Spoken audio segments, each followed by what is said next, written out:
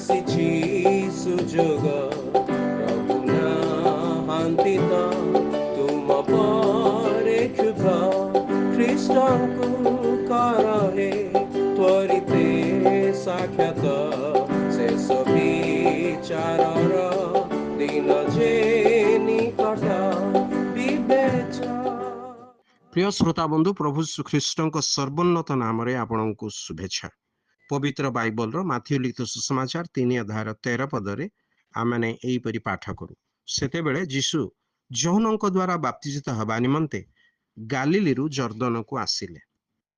Paul, ଯିଏକି ଖ୍ରୀଷ୍ଟଙ୍କୁ ତଥା ତାହାଙ୍କ ବିଶ୍ୱାସକାରୀମାନଙ୍କୁ ଘୃଣା କରୁଥିଲେ, ଖ୍ରୀଷ୍ଟ ବିଶ୍ୱାସୀମାନଙ୍କୁ ତାଡ଼ନା କରୁଥିଲେ, ଆହୁରି ମଧ୍ୟ ସେମାନଙ୍କୁ ବିନାଶ କରିବା ପାଇଁ ତାଣ୍ଡବ ରଚୁଥିଲେ, ଯେତେବେଳେ ସେ ପ୍ରଭୁ ଯୀଶୁ ଖ୍ରୀଷ୍ଟଙ୍କୁ ଓ ତଥା ତାହାଙ୍କ ପ୍ରେମ, ତାହାଙ୍କ ବଳିଦାନ, ତାହାଙ୍କ ସତ୍ୟ ଜ୍ଞାତ ହେଲେ, ସେ ଫିଲିପିୟ ମଣ୍ଡଳୀକୁ ପତ୍ର ଲେଖି ଏହିପରି କହନ୍ତି, ସେ ଈଶ୍ୱର ରୂପୀ ହେଲେ ହେଁ ଈଶ୍ୱରଙ୍କ ସହିତ ସମାନ ହୋଇ ରହିବା ନିଜ ନିମନ୍ତେ ଧରି ରଖିବାର ବିଷୟ ମନେ କଲେ ନାହିଁ, କିନ୍ତୁ ମନୁଷ୍ୟ ସଦୃଶ ହୋଇ ଦାସ ରୂପ ଧାରଣ କରି ଆପଣାକୁ ଶୂନ୍ୟ କଲେ।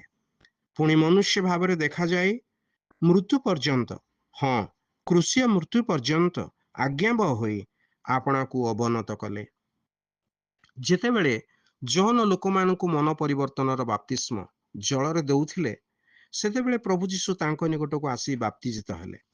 ଏହା ଦ୍ୱାରା ସେ ଆପଣାକୁ ମନୁଷ୍ୟ ସଦୃଶ କଲେ। ପୁଣି ମନୁଷ୍ୟର ପରିତ୍ରାଣ ନିମନ୍ତେ ସେ ଈଶ୍ୱରଙ୍କ ନିକଟରେ ମନୁଷ୍ୟର ପକ୍ଷରେ ଠିଆ ହେଲେ। ଏଥିପାଇଁ ଈଶ୍ୱର ତାହାଙ୍କୁ ଅତିଶୟ ଉନ୍ନତ କଲେ, ପୁଣି ସମସ୍ତ ନାମ ଅପେକ୍ଷା ଶ୍ରେଷ୍ଠ ନାମ ତାହାଙ୍କୁ ପ୍ରଦାନ କଲେ, ଯେପରି ସ୍ୱର୍ଗ, ମର୍ତ୍ତ୍ୟ ଓ ପାତାଳରେ ଥିବା ପ୍ରତ୍ୟେକ ଜାନୁ ଯୀଶୁଙ୍କ ନାମରେ ନତ ହେବ।